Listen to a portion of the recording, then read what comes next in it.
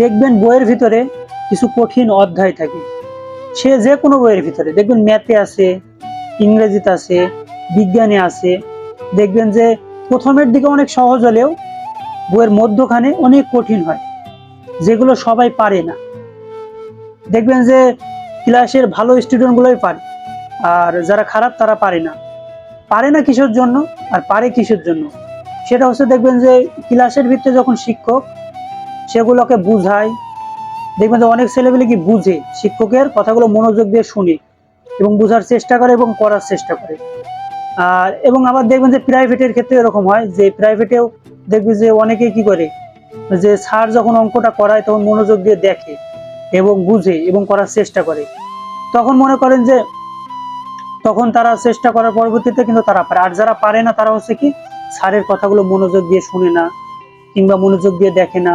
তো যে প্রাইভেটে কিংবা স্কুলের ক্লাসরুমে তো বন্ধুদের সাহায্য পায়, তখন তখন মনে করে যে সাহায্য তো পাইতেছি আমি, তো পরবর্তীতে আমি সাহায্য পাবো, যেমন পরীক্ষার হলে গিয়ে আমি সাহায্য পাবো। তো তারা কি করে, এরকম চিন্তা ভাবনা করে আর কি, তারা বুঝেও না এবং স্যারের কথাগুলো মনোযোগ দিয়ে শুনেও না এবং করার চেষ্টাও করে না, সারা জীবনে বখাটেই থেকে যায়। তো দেখবেন যে অবশেষে কি হয়, পরীক্ষা যখন শুরু হয় পরীক্ষার হলে গিয়ে দেখবেন যে যখন প্রশ্নপত্র দেখে তারা, দেখার পরবর্তীতে যারা ভালো ছাত্র তারা প্রশ্নপত্র দেখার পরবর্তীতে তারা খুশিতে আত্মহারা হয়ে যায় যে সবগুলো কমন এসেছে। আর বাদবাকি যারা মনে করেন যে লেখাপড়া করে নাই, তারা যখন প্রশ্নপত্রটা দেখে তখন মনে করে যে মাথায় হাত, মাথা তো ঘুরে যায়, পুরো দুনিয়া যেন অন্ধকার হয়ে যায়, এরকম মনে হয়। তো যখন অন্ধকার মনে হয়, যখন ওই ছেলেটা যে ভালো স্টুডেন্টটা যখন লেখা শুরু করে সে কিন্তু আনন্দে লেখা শুরু করে, আর যে খারাপ সে কিন্তু বসে থাকে। আর বসে থাকার কারণ মূলত ওই যে লেখাপড়া করে না। তবে এবার আপনাকে আমি বলি যে ওই যে যে খারাপ ছেলেটা, ওই ছেলেটাকে কি করতে হবে এখন, এ তো উনি মনে করেছিল যে সাহায্য করবে, বন্ধুরা সাহায্য করবে, কিন্তু সেই সময় তো তাকে কেউ সাহায্য করবে না, সেই সময় তাকে কেউ সাহায্য করবে না। তাকে এখন নিজের অভিজ্ঞতায় যতটুকু পারে নিজের চেষ্টায় তাকে করতে হবে এবং পরীক্ষায় পাশ করতে হবে, মূলত একটা বিষয়। তো মনে করেন যে সেই ছেলেটা যদি মনে করেন যে কষ্ট করে এবং নিজেকে ব্রেন খাটাইয়ে নিজের চেষ্টা করে যদি লিখে আসতে পারে পরীক্ষার খাতায়, তবেই সে পাশ করে। আর যদি না না লিখে তাহলে পাশ করে না। আর যারা লিখে তারাই বুদ্ধিমানের কাজ করে, যে পাশ করার চিন্তা ভাবনা থাকে। তো সেম টু সেম এরকম আমাদের জীবনে একটা কালো অধ্যায় থাকে, আমাদের জীবনে এরকম একটা কালো অধ্যায় থাকে। প্রথমত মনে হয় যে আমাদের আত্মীয় স্বজন বা আমাদের পাশের বন্ধু বান্ধব ভালো সময়, এক কথায় যখন মনে করেন যে কঠিন সময় আসে না, তখন সবাইকে মনে হয় যে আমি পাশে পাবো এবং আমাদের জীবনটা ঠিক এরকম ভাবে চলবে, খারাপ সময়ও আমি তাদের পাশে পাবো, এরকম আমরা চিন্তা ভাবনা করি। অনেকের থাকে না, অনেক সাইড থেকে খারাপ হয়, যাদের মনে করেন টাকা পয়সা, যখন টাকা পয়সা থাকে তখন বন্ধু বান্ধব অনেক থাকে, যখন টাকা পয়সা থাকে না তখন বন্ধু বান্ধব বা কেউ পাশে থাকে না, ফ্যামিলি প্যাকেজ বলেন কেউ থাকে না, মা বাবা ভাই বোন চাচা চাচি, এক কথায় ফ্যামিলি আত্মীয় স্বজন নানা নানি থেকে কেউ থাকে না পাশে, বন্ধু বান্ধব থেকে কেউ পাশে থাকে না।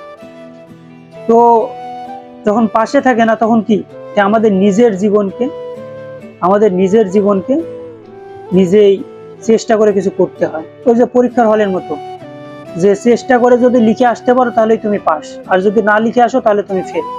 তো সেই মুহূর্তে আমাদের কি করা উচিত, কি করতে হবে, সেই মুহূর্তে আমাদের কি করতে হবে, আমাদের কাউকে যদি পাশেও না পায় আমাদের চেষ্টা করতে হবে। খারাপ সময়ে আপনি এই পৃথিবীতে কাউকে পাবেন না সাথে, একটা কথা মনে রাখবেন যে এই খারাপ সময়ে পৃথিবীতে কাউকে পাশে পাবেন না, ভালো সময়ে সবাইকে পাবেন, বন্ধু বান্ধব আত্মীয় স্বজন সবাইকে পাবেন, কিন্তু খারাপ সময়ে কেউ পাশে পাবেন না। তো যদি আমরা যদি কোনো কিছু করার চেষ্টা করি এই খারাপ সময়ে, কোনো সাইড থেকে চেষ্টা করি, তবে আমরা সফল হব।